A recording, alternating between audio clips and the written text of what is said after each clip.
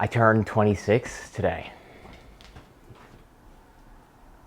I turned 26 today, and I love birthdays. I'll be spending a large portion of today meditating in contemplation, gratitude, reflection at the Yogananda Lake Temple Shrine in Los Angeles, California. Last year, exactly to this date, I was finishing my third ever meditation retreat. So this was my 25th birthday, day 10, and it was one of the most challenging experiences I had ever come across. But it led to a huge, huge breakthrough. So allow me to tell you that story briefly because it relates directly to the year I just had. So I was in my meditation cell on day 9 of the retreat, about 200 hours in or so, and I was just miserable. I was in an upright fetal position, crying uncontrollably. I couldn't figure out my mind. It was just like a steel wall of contention and self-doubt and criticism. I could not break through to the other side, like the joy underneath the thoughts. I was just constantly recreating my own suffering. And this was happening second by second, minute by minute, hour by hour, day by day for the entire time. And I remember being so miserable at one point, I staggered to the bathroom. I get in front of the mirror, I place both hands on the sink, and I get within like just a couple inches of my own face, and I say out loud, just like in a hysteric voice, "I'm losing my fucking mind." At which point, of course, there's a voice inside my head that responds back, "Good." But then the breakthrough. Okay, so again, it's day 9, I'm in my meditation cell, I'm miserable as hell, but suddenly my consciousness separates from the body. I don't actually know if this was technically an out-of-body experience because it wasn't like I wasn't feeling my feelings. I was still noticing the grief and frustration thrashing around in my system. It was just that there was more space now. Like I could look at my problems with a little bit more clarity, with a little less implication with like me involved in the center of these issues.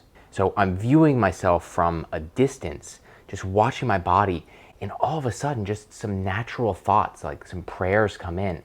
And I'm looking at him like, this poor guy.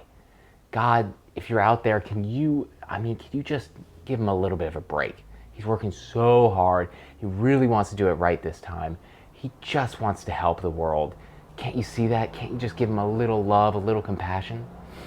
And that was a breakthrough. Like at that exact moment, all of a sudden, I'm in the meditation cell and I received just the biggest download of love I have ever experienced in my whole life. It was just unearthly compassion for myself and for what I was going through. In hindsight, the love that I felt, that incredibly potent love, was because of or inspired by the fact that I believed myself to be worthy of that powerful and potent love. Does that make sense? Like I experienced the most incredible form of compassion because I believed myself to be worthy of compassion. Not that that lasted very long though, because the entire year, my entire 25th year just played on that theme constantly, like worthiness. I was being shown past lives. I had just a ton of past life regressions of like evil sins that I had done. I was shown all of my selfish behaviors. They were just amplified and put on full display for me to witness. And I was just like bombarded by how much greed was in my heart of like taking advantage of the planet that I live on. So it actually makes sense. It's no coincidence then that I also struggled immensely with diet, with like food, money, and imposter syndrome this year. Did I deserve money? Was I worthy of money if, in these past lives I took advantage of so many people? Did I deserve health and vitality in my body if I wasn't respecting and had reverence for the planet that nourished and sustained me? Was I worthy to be a teacher? Did I deserve that title when I didn't really practice what I preached all the time? Honestly, what I think the answer is like, no. I didn't think I deserved those things, and so I struggled with them for the entire year. I believed myself to be selfish in a way. And so that held me back, that created so many barriers in my life of like what I was attracting to me. But throughout the year, I made radical changes to how I interacted with the world, my own habit patterns, what I thought, and all of that had just had a deep and profound impact on my feelings of worthiness. So for instance, I changed my entire diet. Like I stopped drinking caffeine, processed foods, animal products, so that I could feel lighter in my body, and so I didn't feel like I was just like extracting things from the soil as it slowly depletes on planet Earth.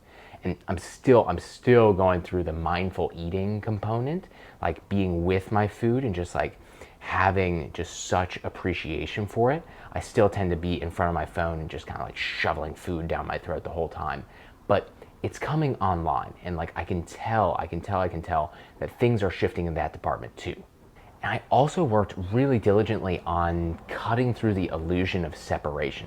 So, normally I would like walk down the street, I would see people, I would see one little behavior that they did, and all of a sudden I'd put them into a box of some sorts. I would say, because you did this, I think I know who you are. When obviously I'm just noticing a microsecond in the complex life that is them.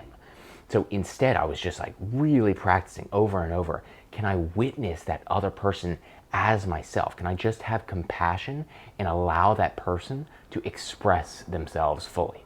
And then lastly, but probably most importantly, is I just learned how to communicate and sing and dance and pray to the divine. And through that, my life has become so much more meaningful. Like I'm able to sit in my body for an hour at a time in meditation and just be okay. Like not move an inch, not feel the restlessness, just be comfortable in my own skin and comfortable in my own knowing. And so like unapologetically, when I know something to be true in me, it's like I get to sit there in that rock solid foundation and then again express myself from there. And you know what the craziest part was? Is like these changes that I made, they worked. They fucking worked. So like all of this effort and drive I've been putting into like changing my ethical and moral beliefs, like what I think is right in the world, they actually made a difference in my feeling of worthiness.